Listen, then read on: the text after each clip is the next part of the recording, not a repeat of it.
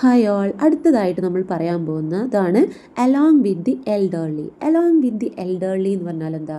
മുതിർന്നവരോടൊപ്പം എന്നാണ് along with the elderly എന്ന് പറഞ്ഞാൽ. Everyone enjoys the story shared by grandparents. അപ്പം നിങ്ങൾ കഴിഞ്ഞ ക്ലാസ്സിൽ നിങ്ങളുടെ ഗ്രാൻഡ് പാരൻസ് പറഞ്ഞിട്ടുള്ള സ്റ്റോറിയൊക്കെ എൻജോയ് ചെയ്തില്ലേ? They may have many things to talk about like their food habits, household articles, way of dressing, agriculture, occupation, school life, etc. connecting with the era you live in. അപ്പോൾ ഇതിൽ പറയാണ് അവർക്ക് നിങ്ങളോട് കുറേ കഥകൾ പറയാണ്ട് എന്നാണ് പറയുന്നത്. എന്തിനൊക്കെ കുറിച്ചിട്ട് പറയാണ്ട്? അവരുടെ കാലത്തുണ്ടായിരുന്ന, അവർ കുട്ടികളായിരുന്ന കാലത്തുണ്ടായിരുന്ന ഫുഡിനെ പറ്റിയിട്ട് പറയാണ്ട്, അവരുടെ ഫുഡ് ഹാബിറ്റ്സിനെ കുറിച്ചിട്ട് പറയാണ്ട്, അതുപോലെ തന്നെ അവർ വീട്ടിൽ ഉപയോഗിച്ചിരുന്ന ഹൗസ് ഹോൾഡ് ആർട്ടിക്കിൾസിനെ കുറിച്ചിട്ട് പറയാനുണ്ട്, അതുപോലെ തന്നെ അവരുടെ വസ്ത്ര രീതിയെക്കുറിച്ചിട്ട് പറയാനുണ്ട്, കൃഷിയെക്കുറിച്ചിട്ട് പറയാനുണ്ട്, അവരുടെ ജോലിയെക്കുറിച്ചിട്ട് പറയാനുണ്ട്, അവർ സ്കൂളിൽ പോയപ്പോൾ ഉണ്ടായിരുന്ന ഓരോ കഥകളും പറയാനുണ്ട്.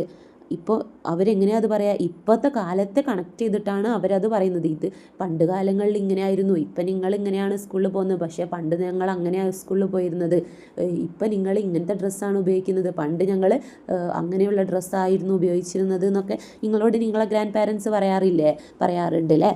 അവർ എൽഡേഴ്സ് ആർ അവർ വെൽത്ത്. അപ്പം നമ്മുടെ വെൽത്ത് എന്ന് പറഞ്ഞാൽ ആരാണ്? നമ്മളുടെ എൽഡേഴ്സാണ്. വെൽത്ത് എന്ന് പറഞ്ഞാൽ എന്താണ്? സമ്പത്ത്. അപ്പം നമ്മുടെ മുതിർന്നവരാണ് നമ്മളുടെ സമ്പത്ത് അല്ലേ? ആണല്ലേ? So we should cherish dum. അതുകൊണ്ട് തന്നെ നമ്മൾ എന്ത് ചെയ്യണം? നമ്മൾ അവരെ ആദരിക്കണം, അതുപോലെ തന്നെ അവരെ സ്നേഹിക്കുകയും വേണം. അപ്പം നിങ്ങൾക്ക് ഇഷ്ടമല്ലേ നിങ്ങളെ ഗ്രാൻഡ് പാരൻസിനൊക്കെ? ആണല്ലേ? We must take effort to love them, take care of their health and fulfil their needs. അപ്പോൾ നമ്മൾ എന്ത് ചെയ്യണം? നമ്മൾ അവരുടെ ആരോഗ്യം സംരക്ഷിക്കാനും അവരുടെ ഓരോ ആവശ്യങ്ങളും അവരുടെ ഓരോ ഡ്രീംസും ഒക്കെ നിറവേറ്റി കൊടുക്കാനൊക്കെ നമ്മൾ ശ്രമിക്കണം. അതുപോലെ തന്നെ അവരുടെ അറിവുകളും കഴിവുകളും അനുഭവങ്ങളൊക്കെ പരമാവധി നമ്മൾ എന്ത് ചെയ്യണം? അവരേന്ന് നമ്മൾ കേട്ടിട്ട് നമ്മൾ പഠിച്ചെടുക്കണം, നമ്മളത് അറിഞ്ഞിരിക്കണം.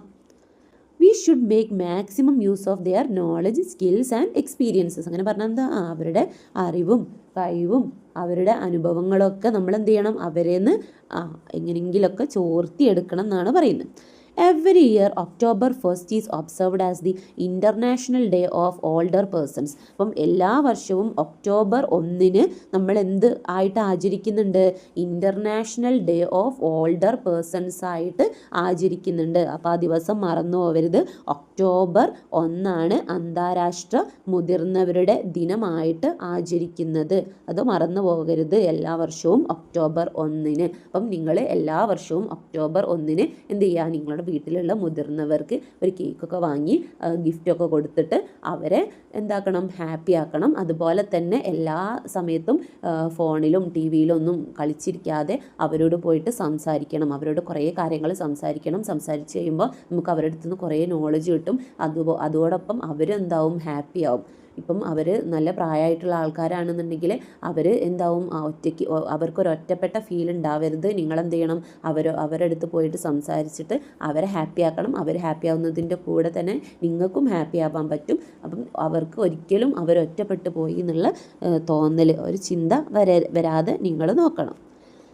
അടുത്തത് prepare post related to international day of older persons and display them. നിങ്ങളോട് പറയാണ് international day of older persons ഒരു ദിവസം കുറിച്ചിട്ട് നിങ്ങളോട് പോസ്റ്റർ ഉണ്ടാക്കിയിട്ട് അത് ഡിസ്പ്ലേ ചെയ്യാനാണ് പറയുന്നത്.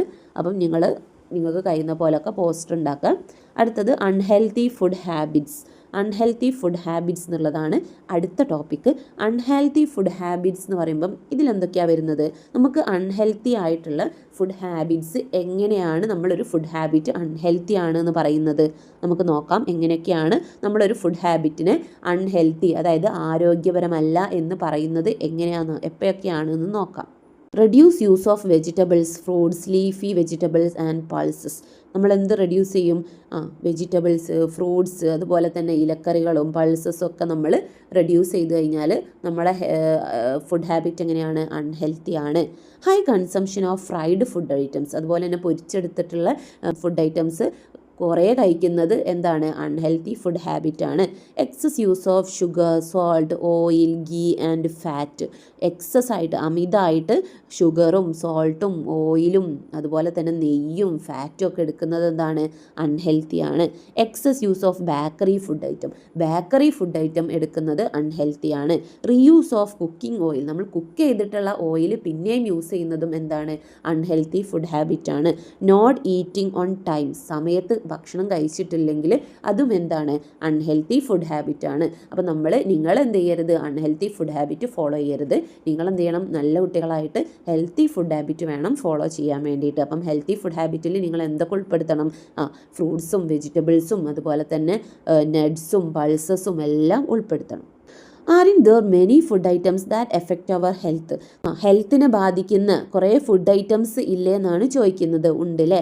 How will these food items affect our health if they are consumed daily, ഈ ഫുഡ് ഐറ്റംസ് നമ്മൾ നിത്യം എടുക്കുന്ന സമയത്ത് എങ്ങനെയാണ് ഇത് നമ്മളുടെ ഹെൽത്തിനെ എഫക്റ്റ് ചെയ്യുന്നത് എന്നാണ് ചോദിക്കുന്നത്. എങ്ങനെയാണ് എഫക്റ്റ് ചെയ്യുന്നത് എന്ന് നമുക്ക് നോക്കാം. ഡെയിലി നമ്മൾ അൺഹെൽത്തി ഫുഡ് കഴിക്കുന്ന സമയത്ത് നമ്മൾ എന്ത് ചെയ്യും, നമുക്ക് എന്തൊക്കെ വരാൻ ചാൻസ് ഉണ്ട്, ഒബിസിറ്റി വരാൻ ചാൻസ് ഉണ്ട്, ഓവർ വെയിറ്റ് വരാൻ ചാൻസ് ഉണ്ട്, ഡയബറ്റിസ് വരാൻ ചാൻസ് ഉണ്ട്, ഹൈ ബ്ലഡ് പ്രഷർ വരാൻ ചാൻസ് ഉണ്ട്.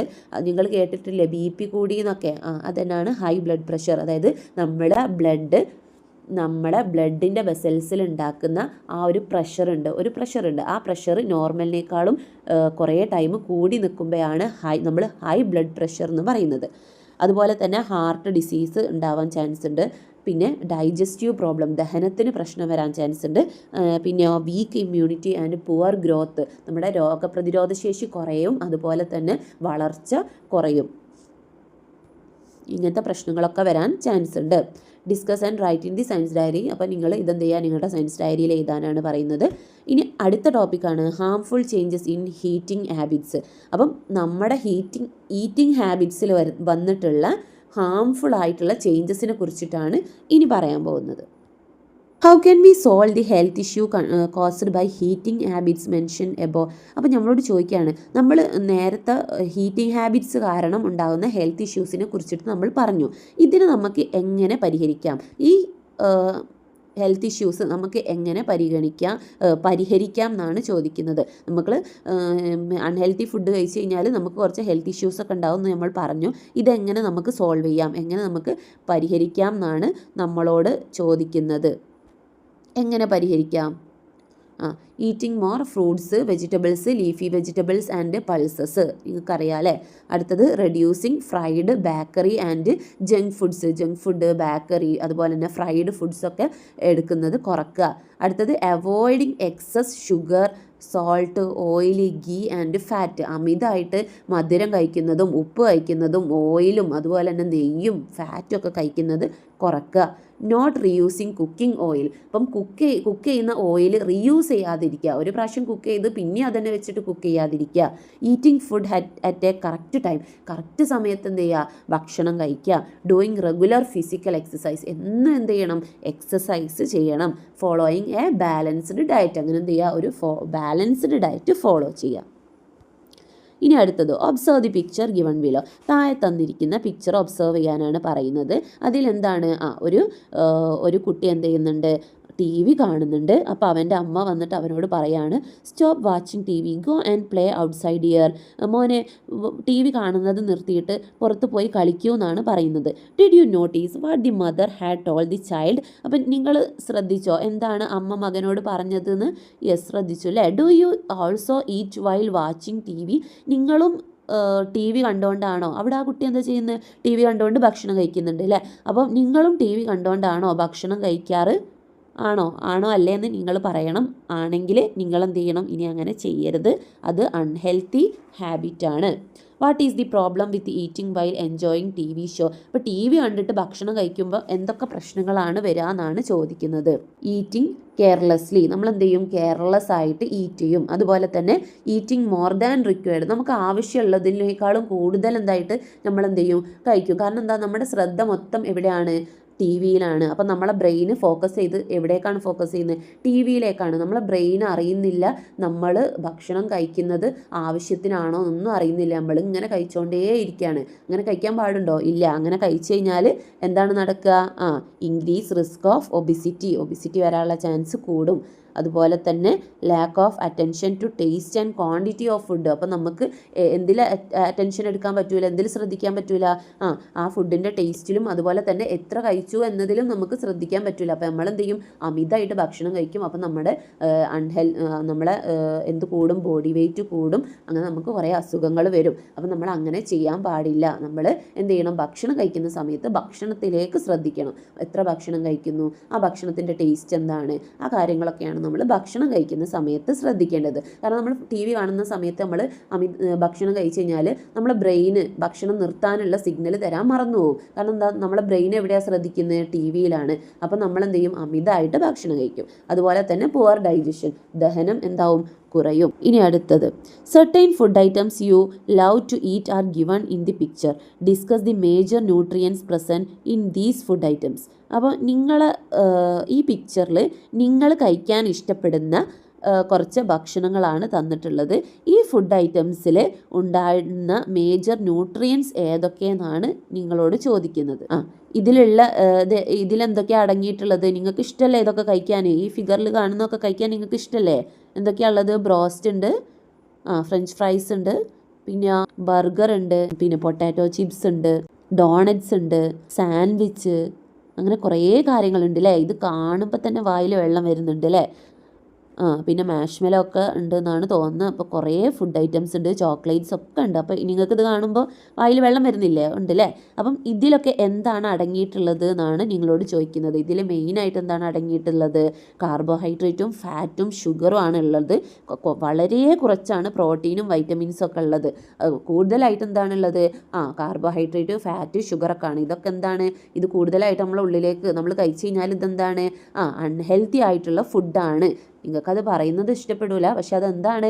അൺഹെൽത്തി ആണ്. നിങ്ങൾക്ക് കഴിക്കാൻ ഇഷ്ടമുണ്ടാവുമ്പോൾ തോന്നുമ്പോൾ ഒന്നോ ചെറിയ കഷ്ണം കഴിക്കാമെന്നല്ലാതെ കൂടുതലായിട്ട് ഇങ്ങനത്തെ ഫുഡ് കഴിക്കരുത്. കാരണം എന്താ?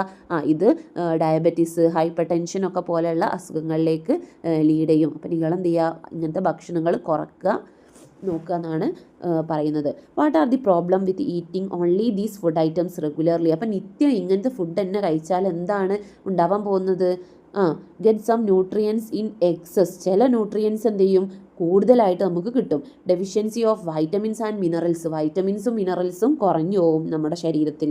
Leeds to obesity. അതുപോലെ തന്നെ അത് ഒബിസിറ്റി, പൊണ്ണത്തടിയിലേക്ക് ലീഡ് ചെയ്യും. കോസസ് ലൈഫ് സ്റ്റൈൽ ഡിസീസ് ആയിട്ടുള്ള ഡയബറ്റീസ്, ഹാർട്ട് ഡിസീസ് ഒക്കെ ഉണ്ടാവും. അതുപോലെ തന്നെ poor growth and week immunity. നമ്മളെ വളർച്ച കുറയും. അതുപോലെ തന്നെ രോഗപ്രതിരോധ ശേഷിയും കുറയും. അപ്പോൾ ഇങ്ങനത്തെ പ്രശ്നങ്ങളൊക്കെ വരും ഇങ്ങനത്തെ ഫുഡ് കഴിച്ച് കഴിഞ്ഞാൽ. കഴിക്കരുത് എന്ന് പറഞ്ഞാൽ നമുക്ക് കഴിക്കാതെക്കാൻ പറ്റില്ല, പക്ഷെ നമ്മൾ എന്ത് ചെയ്യണം? അത് കഴിക്കുന്നത് കുറക്കണം.